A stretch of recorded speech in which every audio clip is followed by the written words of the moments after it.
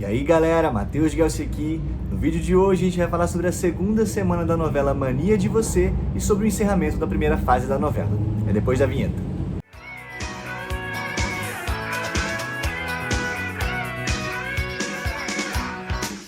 Bom, a segunda semana da novela infelizmente continuou aí com os cortes, né, que a gente falou lá no nosso primeiro vídeo sobre a primeira semana, mas algumas coisas aconteceram de uma maneira um pouquinho mais aprofundadas, né, então aquilo que eu tinha falado sobre o desenvolvimento dos personagens deu uma melhoradinha ali um pouco, embora muitas questões ainda tenham ficado meio soltas por ali, né, mas ainda assim eu acho que a gente teve ali um desdobramento um pouco melhor que na primeira semana, e fechando aí também a segunda semana da novela, a gente teve a conclusão dessa primeira fase da trama. Na verdade, no capítulo de terça-feira, né, da terceira semana da trama, a gente concluiu aí essa primeira fase da novela, né? Falando da primeira fase de maneira geral, eu acho que fica um pouco estranho você ver tudo aquilo acontecendo, cortes aí, meses depois, cortes, anos depois, meses depois, cortes. E mesmo com essa grande passagem de tempo, as coisas ficam ainda meio sem sentido, sem mudar muita coisa, né? Mas enfim, chegou a segunda fase da novela, né? Daqui a pouquinho a gente vai falar um pouquinho melhor sobre essa segunda fase, né? O que a gente espera dela. Vamos concluir aqui o que a gente achou da segunda semana, qual foi a cena mais interessante da segunda semana, qual foi o personagem da semana, né? O destaque negativo também dessa segunda semana. Vamos lá então, a gente começa falando sobre a cena, né? A cena de destaque dessa semana, a melhor cena da segunda semana. Eu coloquei aqui quase que o capítulo inteiro da morte do Molina. Na quinta-feira, se eu não me engano, né, que foi exibido esse capítulo.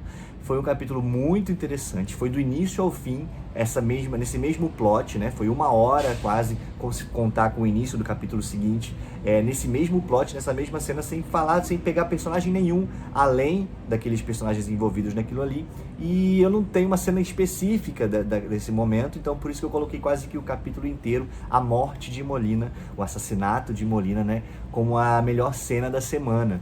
Porque eu acho que foi sim uma cena digna de, sei lá, reta final de novela, muitos erros e muitas coisas duvidosas e cortes ali também, alguns, né? Algumas coisas estranhas, algumas falas que veio meio que você falava, pô, mas ele disse isso, como é que eu não perdi essa cena nesse momento dele falando isso pra ela?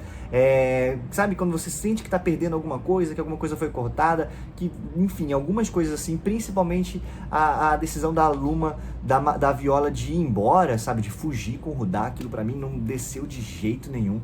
Toda aquela fala que ela deu pra Luma, se eu não me engano já foi no capítulo de sexta, né, sobre a Luma ser uma ingrata, alguma coisa assim, sobre a Luma querer tudo do jeito dela, não fez o menor sentido a Viola se voltar contra a Luma, pra poder fugir com o Rudá. Seu pai manipuladora! Você quer comprar meus sentimentos, quer comprar minha vida, você quer tudo do seu jeito! Do meu jeito! Mas toda a cena da construção, da morte do Molina, né, até ali, foi sim muito interessante, muito bonita, embora, como eu falei, tenha tido várias coisas meio sem sentido. A novela inteira, né, tá tendo várias coisas assim que você tá tendo que forçar pra voar, né, como diz Glória Pérez, você tá tendo que forçar pra voar em muitas coisas ali, senão se você for levar mesmo a sério, você vai acabar desistindo da novela. Então eu coloquei aí como grande destaque, a grande cena de destaque dessa segunda semana, a morte do Molina. E coloquei também o Molina como personagem de destaque dessa segunda semana. Ele não vai voltar mais. Bom, até a gente espera que ele não volte mais, né? Porque, pô, chega já também de caso de morto que depois volta. A gente teve vários, assim, nesses últimos anos aí. Então a gente espera que ele não volte mais de verdade. Então eu coloquei ele como destaque, porque como ele não vai voltar mais, essa é a última oportunidade de ele aparecer como destaque. E como a semana inteira girou em torno dele, em torno desse assassinato, da construção dele como um grande mesmo vilão, né? E o assassinato dele, eu coloquei ele como o destaque dessa semana em Mania de Você. Já como destaque negativo, eu coloquei aí o assassinato do Guga, vivido pelo Alan Souza Lima, que viveu o amante da Mariana Ximenes, da Isis, né, vivida pela Mariana Ximenes, por 2 motivos, principalmente, né? O primeiro deles é que eu achei a cena em si mal construída, assim, um clímax meio... A cena foi maneirinha ali, aquele momento, mas foi tão rápido, sabe? As coisas aconteceram de maneira tão rápida que, embora tenha sido bonita a fotografia, não teve, assim, sabe, uma construção, uma coisa tão interessante. Eu garanto que muita gente já deve ter até esquecido dessa cena, porque no capítulo seguinte, se eu não me engano, teve um outro assassinato, e eu entro no segundo ponto do porquê que eu não gosto dessa cena. Primeiro, gente, 10 capítulos, 5 assassinatos. Esse assassinato do Guga, eu acho ele completamente... Ele torna esse plot completamente desnecessário. O Guga, se seguir dessa forma mesmo, o Guga foi um personagem completamente desnecessário. Por que que ele existiu? Pra que que ele existiu? Sabe, a Isis poderia muito bem ter matado o marido dela, o Henrique, e fim. Tipo, o Guga não serviu pra nada, ele não teve a menor construção. Mas, Matheus, o Guga serviu pra Isis ter um amante. Gente, a Isis poderia ter vários amantes durante ali que não importasse qualquer um. Não precisava de um personagem para criar esse plot, mais um plot de assassinato da Isis ir lá matar esse cara. Ela poderia ter matado o Henrique, pronto, ela também ia ser uma assassina. Mas, Matheus, a Thalita Caralta, né, ele serve por conta disso. A Thalita Caralta foi amante dele lá, e aí no futuro ela vai vir para chantagear a Isis. Gente, a Thalita Caralta poderia muito bem surgir nesse futuro para chantagear a Isis por qualquer outro motivo, sabe? Matheus, ele é o pai do filho da Isis, né? Pô, a Isis... Gente, tira o Guga da história. Tira o Guga da história. E aí vamos supor que a Isis matou o Henrique e seguiu da forma que tá. Na segunda fase, se descobre que a Isis teve um amante. Não importa quem foi, porque o Guga, a história do Guga em si não importa. Na segunda fase, se descobre que a Isis teve um amante e que o filho dela é desse amante. E a personagem da Thalita Caralta sabe disso e por isso vai chantagear. Ponto. O Guga em si, não importa. Foi só uma encheção de linguiça por um plot repetido. Além de tudo, foi um plot repetido.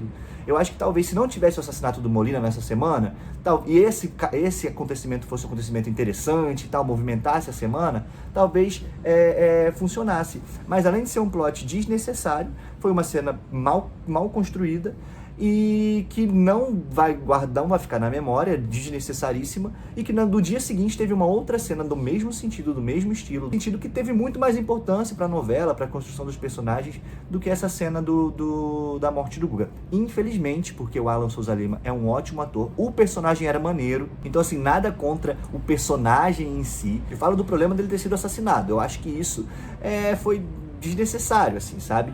Mas o personagem em si era maneiro. Eu acho que, enfim, o plot da morte dele é que, sei lá, não serviu pra mim. Aí ficou ali também a Isis. Depois disso, a Isis e a Eliane Giardini passaram, sei lá, 4 capítulos sem aparecer, 3 capítulos sem aparecer. A Ana Beatriz Nogueira também, coitada, 4 capítulos sem aparecer. O Ângelo Antônio, ó, coitado, esquecido no churrasco desde o primeiro capítulo, coitado do Ângelo Antônio. Ninguém lembra que esse cara tá na novela. Enfim, meio estranho, né? Mas vamos falar da segunda fase da novela, né?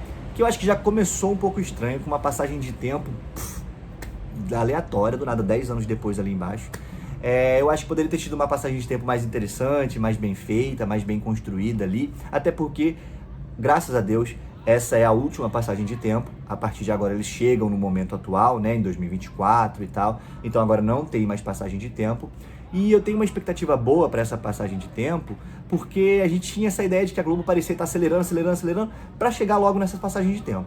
Então talvez, quem sabe, oremos, né? Talvez, quem sabe, agora a novela tenha um respiro, né? Agora ela siga com um pouco mais de calma, um pouco mais de aprofundamento nas coisas, um pouco mais, um pouco menos de cortes do que na primeira fase, né? Vão entrar aí novos personagens, vários novos personagens, pelos quais eu não estou tão ansioso assim, porque, enfim, acompanhando a trajetória do João Emanuel Carneiro, a gente sabe que ele não é, assim, o melhor dos autores em desenvolver personagens secundários, né, em plots secundários. Então, assim, tô curioso ali pela Thalita Caralta, que vai entrar. A personagem, o plot da Isis, da Mariana Ximenes, é o que mais me interessa, mas ela já foi apresentada. Desses novos que vão entrar, sei lá, talvez ali a Mariana Santos, eu tenho um pouco de interesse em ver como é que vai ser. O restante não vou criar qualquer expectativa, vou esperar para ver como que vai ser, né. Eu acho que, de maneira geral, a primeira fase terminou bem amarrada em si, né? A gente tem a mocinha sofredora, enganada, que até o momento é a Luma. A Luma, até o momento, não,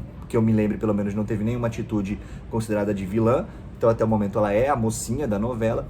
A Viola, apesar de ser tratada como mocinha, teve ali a traição que ela fez com a Luma, né? Então, assim, ela continua como mocinha, mas ela tem ali umas questões muito mal construídas para querer deixar ela como uma personagem dúbia, muito mal construídas, mas ela é uma personagem dúbia. O Mavi ficou como o vilão, porque apesar de tudo ele foi lá e traiu a Luma, né? Principalmente por conta da Luma, né? Ele acaba ficando como vilão.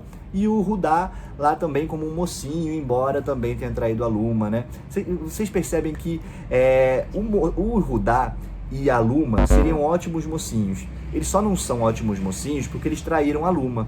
Só que essa questão da traição que eles tiveram com a Luma é exatamente esse ponto que é o ponto mais mal construído da novela, essa traição. Tanto da Luma, a construção da Luma, quanto a construção do Rudá em relação à Luma é a coisa mais mal construída da novela, sabe? Eu acho que o João Emanuel Carneiro quis dar esse...